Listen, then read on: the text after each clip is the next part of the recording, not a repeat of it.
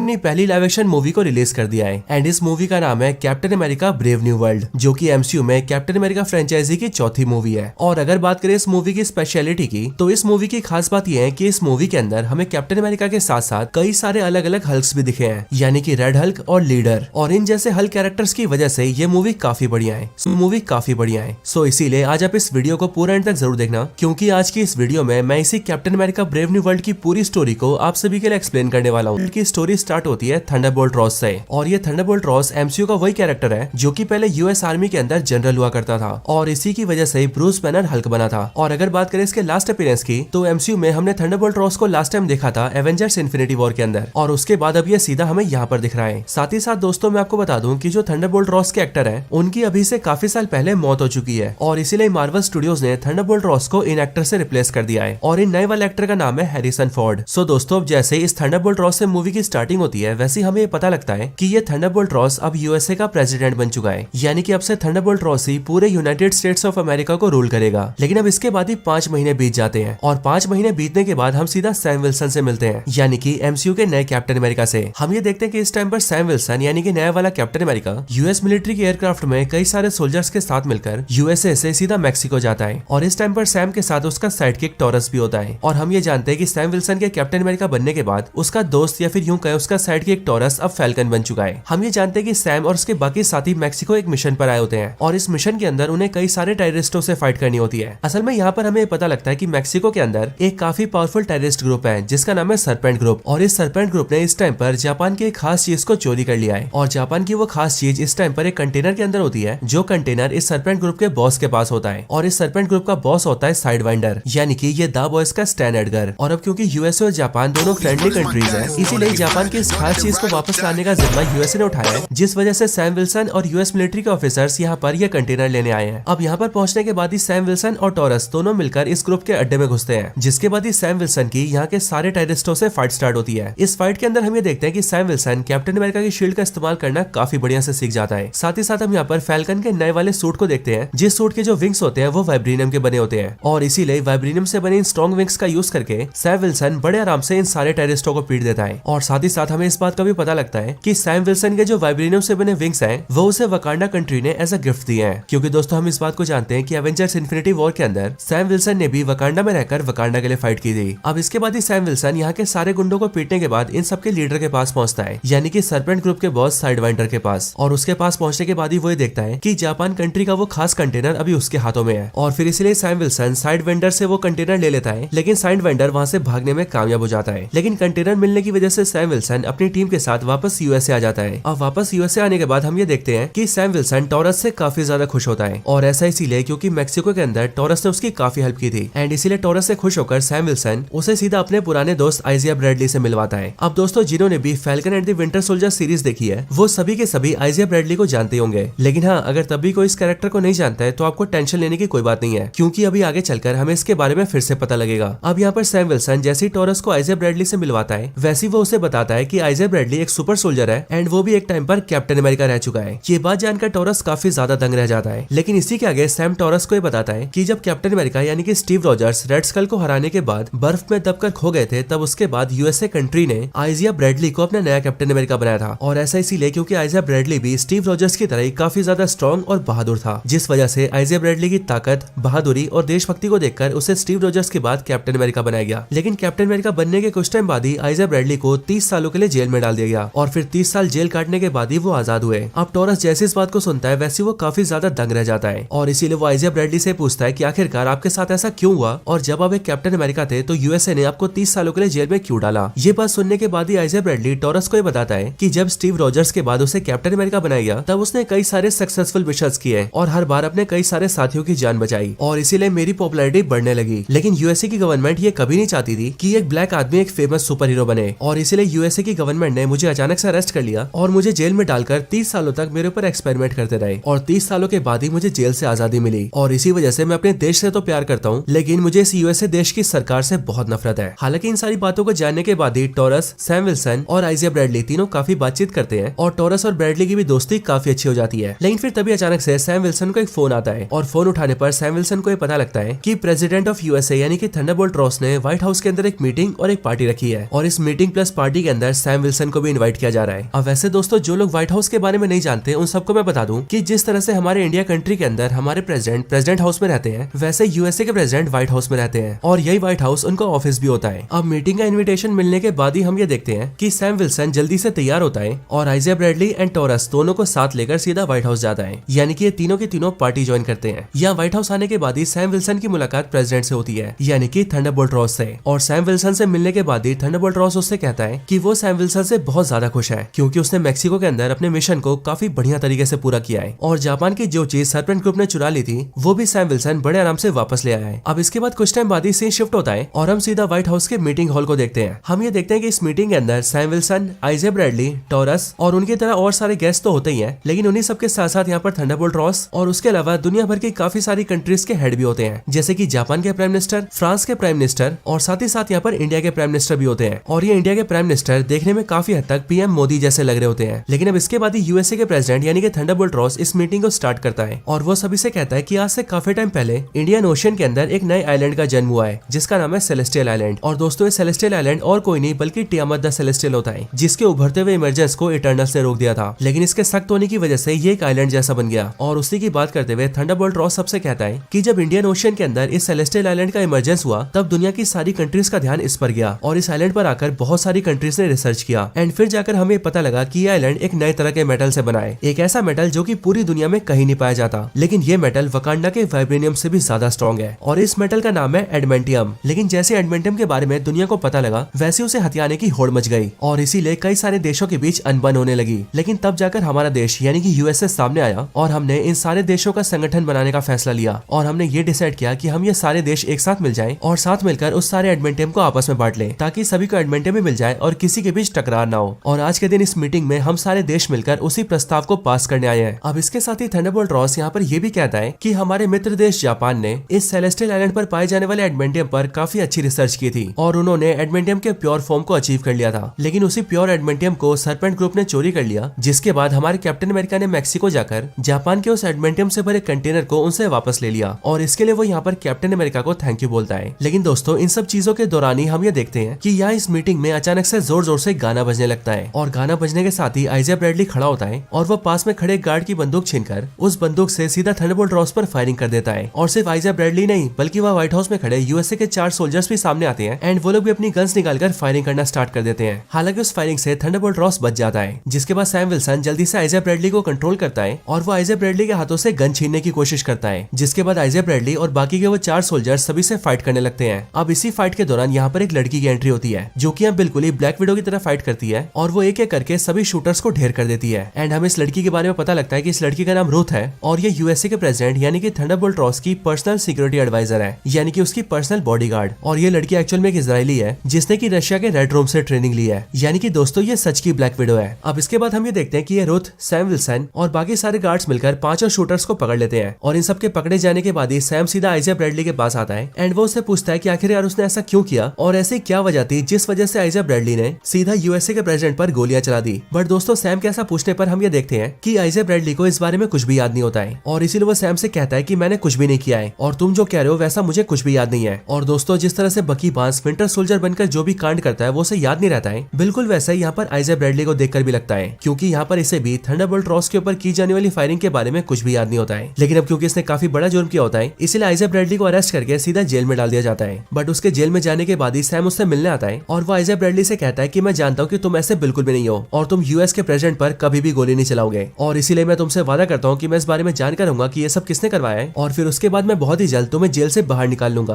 अब Sam Wilson को भी ये पता था कि आइजिया ब्रैडली निर्दोष है और हो ना हो प्रेसिडेंट पर होने वाले हमले के पीछे कोई और है और फिर इसीलिए सैम विल्सन सीधा टॉरस से मिलता है एंड उसके साथ मिलकर उस मीटिंग की पूरी सीसीटीवी की फुटेज देखता है और इस फुटेज में उन दोनों को काफी सारी अजीब चीजें दिखती है। जैसे की सबसे पहले वो लोग ये देखते हैं कि मीटिंग में जब आइजिया ब्रैडली अपना फोन यूज कर रहा था तब अचानक से उसका फोन व्हाइट कलर में ब्लिंक होने लगा था और ऐसी सेम चीज उन 4 सोल्जर्स के साथ भी हुई थी जिन्होंने की आइजिया ब्रैडली के साथ मिलकर फायरिंग की थी। साथ ही साथ वो लोग यहाँ पर ये भी नोटिस कर लेते हैं कि उन 5 ने मीटिंग में फायरिंग तभी स्टार्ट की थी जब वहाँ पर गाना चला था और इसलिए ये दोनों ही श्योर हो जाते हैं कि मीटिंग में इन 5 ने जो भी किया वो इनसे किसी ने करवाया था और इसीलिए यहाँ पर सैम टॉरस के साथ ये प्लान करता है कि वो उस बंदे को ढूंढ कर ही रहेगा जिसने ये सब किया है। लेकिन ये सब डिसाइड करने के बाद ही जैसे सैम विल्सन बाहर आता है और अपनी कार लेकर कुछ काम करने जाता है वैसे ही रास्ते में उसे सरपेंट ग्रुप का लीडर साइड वाइंडर घेर लेता है एंड वो उसकी गाड़ी पर हमला कर देता है। लेकिन सैम सैम विल्सन उससे फाइट करता है एंड वो उसे पीट कर कैप्चर कर लेता है। जिसके बाद ही सैम विल्सन को ये पता लगता है कि अब क्योंकि सैम विल्सन ने मैक्सिको में जाकर सरपेंट ग्रुप के कई सारे मेंबर्स को मार दिया था और साइड वेंडर के हाथों से जापान का कंटेनर भी छीन लिया था, इसलिए साइड वेंडर ने ये सब अपना बदला लेने के लिए किया है। लेकिन यहाँ पर सैम विल्सन जैसे साइड वेंडर को हराकर उसे चित करता है, वैसे वहीं पर उसे एक फोन कॉल आता है और फोन कॉल उठाने के बाद ही सैम विल्सन को ये पता लगता है कि कोई शख्स सैम विल्सन पर नजर रख रहा है, क्योंकि वो आदमी सैम से फोन पर ये कहता है कि तुमने इसे तो यहाँ पर हरा दिया है, लेकिन अब आगे जो होने वाला है तुम उसमें से किसी भी चीज को रोक नहीं सकते हो। और फिर ये बोलकर वो आदमी फोन काट देता है। इस फोन के कटने के बाद सैम जल्दी से टॉरस के पास आता है और वो टॉरस से बोलकर इस फोन कॉल को ट्रैक करवाता है। जिसके बाद जाकर उन्हें पता लगता है कि ये कॉल उन्हें एक पुराने गवर्नमेंट फैसिलिटी से आई है, जो गवर्नमेंट फैसिलिटी एक दूर वीराने जंगल में है। लेकिन सैम और टॉरस बिल्कुल भी टाइम वेस्ट नहीं करते एंड वो जल्दी से जाकर सीधा उस गवर्नमेंट फैसिलिटी में जाते हैं। वहां पहुंचने के बाद उन दोनों को ये पता लगता है कि ये गवर्नमेंट फैसिलिटी सिर्फ एक दिखावे के लिए है, क्योंकि एक्चुअल में ये एक रिसर्च एरिया है जहाँ पर थंडरबोल्ट रॉस इलीगल एक्सपेरिमेंट्स करवाता है। और ये एक्सपेरिमेंट्स वो तब से करवाता आ रहा है जब वो आर्मी के अंदर जनरल था। लेकिन अब यहाँ पर सैम और टॉरस को जैसी सारी बातें पता लगती है, वैसे उन सबके सामने नए कैरेक्टर की एंट्री होती है और ये कैरेक्टर होता है सैमुअल स्टन्स, यानी कि द लीडर। अब द लीडर को देखकर सैम विल्सन और टॉरस दोनों काफी दंग रह जाते हैं, क्योंकि as of course the leader भी हल्क की तरह पूरा ग्रीन था और उसके सर का भेजा फ्राई हो चुका था। यहाँ पर लीडर को देखकर सैम उससे पूछता है कि आखिरकार तुम कौन हो और आखिरकार तुम ये सारी चीजें क्यों करवा रहे हो। और हाँ, मैं ये भी जानता हूँ कि हो ना हो प्रेसिडेंट पर होने वाले हमले में तुम्हारा हाथ जरूर है। अब सैम की सारी बातें सुनकर लीडर उससे कहता है कि एक्चुअल में मेरा नाम सैमुअल स्टन्स है और मैं एक साइंटिस्ट हुआ करता था, लेकिन जब एक बार ब्रूस बैनर ने मेरे पास आकर मदद मांगी, तब उसकी मदद करने के दौरान उसका गामा रेडिएशन वाला ब्लड मेरे सर पे गिर गया और वो मेरे सर के जख्म के जरिए सीधा मेरी बॉडी में आ गया, जिस वजह से मैं ऐसा बन गया। हालांकि ऐसा होने से मेरा चेहरा और मेरी बॉडी तो खराब हो गए, लेकिन उस वजह से मेरा दिमाग बहुत ज्यादा एडवांस हो गया और मैं बहुत ही ज्यादा स्मार्ट और इंटेलिजेंट बन गया। लेकिन जैसे ही मेरे बारे में थंडरबोल्ट रॉस को पता लगा, वैसे उसने मुझे कैप्चर कर लिया और उसने मेरे ऊपर कई सारे एक्सपेरिमेंट्स किए। उस दौरान मैं उससे कहता रह गया कि वो मुझे आजाद कर दे, लेकिन तब उसने मुझसे ये कहा कि ये सारे काम यूएस की गवर्नमेंट करवा रही है और इसीलिए वो चाह कर भी मुझे छोड़ नहीं सकता है। लेकिन हाँ, उसने मुझसे ये वादा किया कि जिस दिन वो यूएसए का प्रेसिडेंट बनेगा, उसी दिन वो मुझे आजाद कर देगा। लेकिन प्रेसिडेंट बनने के बाद भी उसने मुझे कभी आजाद नहीं किया और वो लगातार मेरे ऊपर एक्सपेरिमेंट्स करवाता ही रहा और इसीलिए जो मेरे ऊपर एक्सपेरिमेंट कर रहा था, मैंने उसे जान से मार दिया। एंड फिर मैंने ये डिसाइड किया कि मैं थंडरबोल्ट रॉस का असली ईवल चेहरा दुनिया के सामने लेकर आऊंगा, ताकि पूरी दुनिया को पता चल सके कि थंडरबोल्ट रॉस असलियत में कैसा इंसान है। और फिर इसी तरीके से मैं थंडरबोल्ट रॉस से अपना बदला लूंगा। और फिर ऐसा करने के लिए मैंने साइड वाइंडर को एक कॉन्ट्रैक्ट दिया कि वो जापान के कंटेनर को चोरी कर ले, और ऐसा करने के लिए मैंने साइड वाइंडर को CIA के अकाउंट से पैसे भेजे, ताकि जब जापान को इस बारे में पता लगे, तब जापान को समझ में आए कि ये सारी चीजें थंडरबोल्ट रॉस ने करवाई है। अब दोस्तों, मैं आपको बता दूं कि यहाँ पे उसे जिसने फोन कॉल किया था, वो भी उसे लीडर नहीं किया था। और अब इसीलिए सैम विल्सन लीडर की इन सारी बातों को जानने के बाद ही ये समझ जाता है कि ये जो भी गड़बड़ियां हो रही है, उन सब के पीछे लीडर का हाथ है और इसीलिए उसके लिए लीडर को पकड़ना बहुत जरूरी है। लेकिन अब यहाँ पर सैम विल्सन जैसे लीडर को पकड़ने की कोशिश करता है, वैसे लीडर इस फैसिलिटी के सारे गार्ड्स को अपना गाना सुनाकर हिप्नोटाइज कर देता है और उन्हें अपने वश में करके वो उन सभी को सैम विल्सन और टॉरस पे छोड़ देता है। और इस मौके का फायदा उठाकर लीडर वहां से भाग जाता है, जिसके बाद सैम विल्सन और टॉरस इन सारे गार्ड्स का किसी तरह से सामना करते हैं एंड फिर वो लोग भी वहां से निकल जाते हैं। अब दोस्तों, इसके अगले सीन में हम ये देखते हैं कि लीडर अपने प्लान में कामयाब हो जाता है, क्योंकि जापान कंट्री को ये पता लग जाता है कि उनके एडमेंटियम के कंटेनर को चोरी करने के लिए साइड वाइंडर को अमेरिका के CIA ने पैसे भेजे थे। और इसीलिए इस बात को जानकर जापान कंट्री का PM ये समझ जाता है कि उनके साथ ये जो भी कुछ हुआ, ये सब एक चाल है और ये चाल उनके साथ थंडरबोल्ट रॉस ने खेली है। और फिर इसके बाद जापान का PM ये डिसाइड करता है कि उसने एडमेंटियम को लेकर USA के साथ जो गठबंधन किया था, वो उसे तोड़ देता है और वो अपनी मिलिट्री को सीधा सेलेस्टियल आइलैंड पर भेज देता है, ताकि इस तरीके से USA से पहले जापान सारे एडमेंटियम को अपने काबू में कर ले। लेकिन अब इधर USA के अंदर जैसे US की इंटेलिजेंस को ये पता लगता है कि जापान कंट्री सारे एडमेंटियम को हासिल करने के लिए सेलेस्टियल आइलैंड पर जा रहा है, वैसे ही वो इस बारे में जल्दी से थंडरबोल्ट रॉस को बताते हैं। जिसके बाद ये बात जानते ही थंडरबोल्ट रॉस जल्दी से ऑर्डर देता है और अपनी मिलिट्री को लेकर भी सीधा इंडियन ओशन की तरफ निकल जाता है, ताकि जापान कंट्री से पहले वो सेलेस्टियल आइलैंड पर पहुंच जाए और सारे एडमेंटियम को अपने काबू में ले ले। और अब क्योंकि दोस्तों जापान और USA जैसी दो बड़ी बड़ी कंट्रीज की मिलिट्री एक दूसरे के आमने सामने आकर खड़ी हो जाती है, इसीलिए पूरी दुनिया के न्यूज चैनल्स में ये बात फैल जाती है कि शायद से एडमेंटियम को लेकर जापान और USA के बीच वॉर होने वाली है। अब इधर ये सारी बात जैसी सैम और टॉरस को पता लगती है, वैसी वो लोग भी जल्दी से अपने सूट में सूट अप होते हैं और तेजी से सीधा सेलेस्टियल आइलैंड की ओर निकल जाते हैं। यहाँ पर आने के बाद ही सैम विल्सन थंडरबोल्ट रॉस का वॉरशिप देखता है और इसीलिए वो जल्दी से उसके अंदर आता है एंड वो रॉस से मिलता है। यहाँ पर सैम विल्सन थंडरबोल्ट रॉस को समझाता है कि वो ऐसा ना करे, क्योंकि यहाँ पर एक भी गलत कदम उठाने की वजह से दोनों देशों के बीच वॉर हो सकती है। बट इन दोनों की बातचीत के दौरान ही हम दूसरी साइड लीडर को देखते हैं, जो कि सैम विल्सन से बचकर भागने के बाद सीधा घर में घुसता है और वहाँ पर एक फोन लेकर US के 2 पायलट्स के वायरलेस को हैक कर लेता है। और ये दोनों पायलट्स इस टाइम पर सेलेस्टियल आइलैंड के पास ही होते हैं और इसीलिए लीडर फोन से दूर रहकर उन दोनों को अपने वश में कर लेता है और उन दोनों से जापान पर हमला करने के लिए कहता है। जिसके बाद ही US के दोनों पायलट्स अपने एयरक्राफ्ट्स को लेते हैं और US के वॉरशिप्स के ऊपर हमला कर देते हैं। ये देखकर जापान को ऐसा लगता है कि USA ने फायरिंग स्टार्ट कर दी है और शायद से ये वॉर की शुरुआत हो चुकी है। एंड इसीलिए इसके रिस्पॉन्स में जापान भी अपने 2 एयरक्राफ्ट्स भेजता भेजता है, जिसके बाद चारों एयरक्राफ्ट के बीच फाइट होने लगती है। बट ये देखकर सैम विल्सन और उसका दोस्त टोरस जल्दी से वहां पर आते हैं और वो यूएसए के दोनों एयरक्राफ्ट को रोककर उन दोनों के पायलट्स को बाहर निकाल लेते हैं। जिसके बाद सैम विल्सन जापान को ये समझा देता है कि ये कोई वॉर नहीं है, बल्कि यहाँ पर उनके दो सोल्जर्स ने बिना परमिशन के फायरिंग कर दी थी। और फिर इसीलिए हम ये देखते हैं कि यूएसए और जापान दोनों के बीच की वॉर जो कि होने वाली थी वो रुक जाती है और दोनों देश अपनी अपनी मिलिट्री लेकर अपने अपने देश वापस आ जाते हैं। इधर सैम विल्सन भी अपने यूएसए वापस आ जाता है। लेकिन दोस्तों वहाँ सेलेस्टियल आइलैंड के ऊपर सैम का दोस्त टोरस लड़ने की वजह से काफी घायल हो गया था और इसलिए सैम उसे जल्दी से हॉस्पिटल ले जाता है और वहाँ पर उसका इलाज करवाता है। अब दोस्तों हॉस्पिटल के अंदर ही बकी की एंट्री होती है, यानी कि विंटर सोल्जर की। और विंटर सोल्जर यानी कि बकी बांस यहाँ पर सैम से मिलने आया होता है एंड वो सैम से कहता है कि उसकी लड़ाई के बारे में उसने न्यूज में देखा था। लेकिन यहाँ पर सैम से मिलने के बाद ही वो थोड़ी देर में वहाँ से चला जाता है और उसके जाते टाइम हमें पता लगता है कि बकी यूएसए के अंदर एक पॉलिटिशियन बन गया है। लेकिन हम इन सारी चीजों के बाद हम ये देखते हैं कि यूएसए का प्रेसिडेंट यानी कि थंडरबोल्ट रॉस एक प्रेस कॉन्फ्रेंस रखता है और ये प्रेस कॉन्फ्रेंस इसलिए रखी जाती है ताकि एडमिंटम को लेकर जापान और यूएसए के बीच जो टेंशन हो गए थे और दुनिया को ऐसा लग रहा था कि जापान और यूएसए लड़ने वाले हैं, उन सारी चीजों को पूरी दुनिया के सामने क्लियर किया जा सके। इसी प्रेस कॉन्फ्रेंस के अंदर हम ये देखते हैं कि यहाँ पर सैम भी प्रेजेंट होता है और इसीलिए यहाँ पर सैम विल्सन से मिलने के लिए लीडर आता है। यहाँ लीडर सैम विल्सन से मिलकर उससे कहता है कि मैंने यूएसए और जापान को लड़वाने का काफी अच्छा प्लान बनाया था और मेरे इस प्लान के जरिए मैं थंडरबोल्ट रॉस की सच्चाई पूरी दुनिया के सामने ले आता कि वो कितना ज्यादा ईवल है। लेकिन सिर्फ तुम्हारी वजह से मेरा ये पूरा प्लान फेल हो गया। लेकिन तुम फिक्र मत करो क्योंकि मैं अभी भी थंडरबोल्ट रॉस की सच्चाई पूरी दुनिया के सामने लाकर रहूंगा और मैं ये पूरी दुनिया को दिखाकर रहूंगा कि थंडरबोल्ट रॉस कितना ज्यादा ईवल और बुरा इंसान है। अब दोस्तों इसी दौरान हमें पता लगता है कि असल में थंडरबोल्ट रॉस को काफी साल पहले से एक खतरनाक बीमारी थी, एक ऐसी बीमारी जिसकी वजह से उसकी मौत होने वाली थी और डॉक्टर्स भी थंडरबोल्ट रॉस को बचाने में फेल हो गए थे। लेकिन जब थंडरबोल्ट रॉस ने इस बारे में लीडर को बताया तब लीडर ने अपने तेज दिमाग की मदद से थंडरबोल्ट रॉस की बीमारी का इलाज ढूंढ लिया और उसके लिए खास तरह की दवाई को इन्वेंट किया, जिस दवाई की एक गोली थंडरबोल्ट रॉस रोज खाता है। लेकिन थंडरबोल्ट रॉस को पता नहीं था कि लीडर हर बार उसकी दवाई में गामा रेडिएशन मिलाता था और उस दवाई को थंडरबोल्ट रॉस सालों से ले रहा है। इसी वजह से अभी थंडरबोल्ट रॉस की बॉडी के अंदर बहुत ही ज्यादा गामा रेडिएशन भर चुका है और इतने सारे गामा रेडिएशन की वजह से क्या होता है इसका आंसर हमें यहीं पर मिल जाता है, क्योंकि यहाँ पर हम ये देखते हैं कि इसी प्रेस कॉन्फ्रेंस के दौरान ही थंडरबोल्ट रॉस देखते देखते रेड हल्क बन जाता है और वो बेकाबू होकर सारी चीजें तोड़ने फोड़ने लगता है और आसपास का कोई भी सोल्जर उसे रोक नहीं पाता है। लेकिन फिर ये चीज देखने के बाद सैम विल्सन सबसे पहले तो सोल्जर्स के हाथों द लीडर को अरेस्ट करवाता है एंड देन वो जल्दी से रेड हल्क को रोकने के लिए आता है, जिसके बाद ही रेड हल्क और सैम विल्सन दोनों के बीच एक बहुत ही खतरनाक फाइट होती है। लेकिन इस फाइट में हम क्लियरली ये देखते हैं कि रेड हल्क बहुत ही ज्यादा पावरफुल है और इसीलिए इस फाइट के अंदर रेड हल्क कैप्टन अमेरिका की शील्ड को जमीन में गाड़ देता है और उसके वाइब्रेनियम से बने दोनों पंखों को भी तोड़ देता है, जिस वजह से सैम विल्सन निहत्था हो जाता है। लेकिन तब उसके बाद ही वो थंडरबोल्ट रॉस को रोकने के लिए उसके सामने उसकी बेटी बेटी रॉस का नाम लेता है और वो थंडरबोल्ट रॉस से कहता है कि वो ऐसा इंसान नहीं है जो कि दूसरों को नुकसान पहुंचाए। साथ ही साथ वो उसे ये भी कहता है कि उसे अपनी बेटी थंडरबोल्ट रॉस के लिए शांत होना ही पड़ेगा। और फिर दोस्तों हम भी ये देखते हैं कि बेटी रॉस का नाम सुन के थंडरबोल्ट रॉस भी कुछ ही टाइम में शांत हो जाता है और फिर से इंसानी रूप में आ जाता है। लेकिन फिर इसके बाद ही थंडरबोल्ट रॉस को अरेस्ट कर लिया जाता है और फिर उसे उसी जेल के अंदर डाल दिया जाता है जिस जेल के अंदर कैप्टन अमेरिका सिविल वॉर में एंटमैन, फैल्कन, वांडा और होकाई को डाला गया था। लेकिन फिर कई दिन बीतने के बाद सैम विल्सन इस जेल में बेटी रॉस के साथ आता है और वो इस जेल के अंदर बेटी रॉस को उसके फादर थंडरबोल्ट रॉस से मिलवाता है, जिसके बाद थंडरबोल्ट रॉस को अपनी बेटी बेटी रॉस से मिलकर काफी खुशी होती है। इसके साथ ही अब क्योंकि सैम विल्सन ने साबित कर दिया था कि थंडरबोल्ट रॉस पर अटैक करवाने वाला द लीडर है, इसीलिए इस बात को साबित करने के बाद ही वो आइजा ब्रैडली को भी जेल से बाहर निकलवा लेता है और अपने दोस्त आइजा ब्रैडली को अपने साथ ले जाता है। और फिर इसके साथ ही दोस्तों ये पूरी मूवी खत्म हो जाती है। लेकिन दोस्तों मूवी के खत्म होने के बाद इस मूवी के अंदर एक एंड क्रेडिट सीन आता है और इस सीन के अंदर हम ये देखते हैं कि जिस जेल के अंदर थंडरबोल्ट रॉस को रखा गया था उसी जेल के अंदर लीडर को भी रखा जाता है और इसीलिए सैम विल्सन यहाँ पर लीडर से मिलने भी आता है। लेकिन जब सैम विल्सन लीडर से मिलने आता है तब लीडर उसे फ्यूचर को लेकर अलर्ट करता है और वो सैम विल्सन से कहता है कि तुम्हें लगता होगा कि तुमने मुझे यहाँ पकड़ के सब कुछ ठीक कर दिया है और अब शायद से तुम्हारी दुनिया पर कोई खतरा नहीं है, लेकिन असल बात तो ये है कि मैंने अपने दिमाग की मदद से सारी पॉसिबिलिटीज देख ली है और इसीलिए मुझे पता है कि वो सब आ रहे हैं और जब वो सब आएंगे तब तुम उन्हें रोक नहीं पाओगे। ये बात सुनकर सैम विल्सन लीडर से पूछता है कि आखिरकार तुम किसकी बात कर रहे हो और कौन आने वाला है। जो सुनकर लीडर सैम विल्सन से कहता है कि तुम्हें क्या लगता है तुम्हारी दुनिया इस पूरे ब्रह्मांड में इकलौती दुनिया है? सच बात तो ये है कि तुम्हारी दुनिया के अलावा और भी अनगिनत दुनिया है और उन सभी दुनियाओं में वो सब रहते हैं और अब वो सब यहाँ पर आ रहे हैं। इसीलिए देखते हैं कि जब वो सब आएंगे तब तुम उन सब से अपनी दुनिया को कैसे बचाते हो। लेकिन दोस्तों लीडर के ये सब बोलने के बाद ही ये एंड क्रेडिट सीन यहीं पर खत्म हो जाता है और खत्म होने के साथ ही हमारे मन में ये सवाल छोड़ जाता है कि ये वाली वीडियो पसंद आई हो तो वीडियो को लाइक करना, कैप्टन अमेरिका के फैन हो तो कमेंट्स में कैप्टन अमेरिका जरूर लिखना और जिन्होंने चैनल सब्सक्राइब नहीं करा वो जल्दी से चैनल को भी सब्सक्राइब कर लेना। बाकी मैं मिलता हूँ आपसे ऐसी किसी और बेहतरीन वीडियो में, तब तक के लिए गुड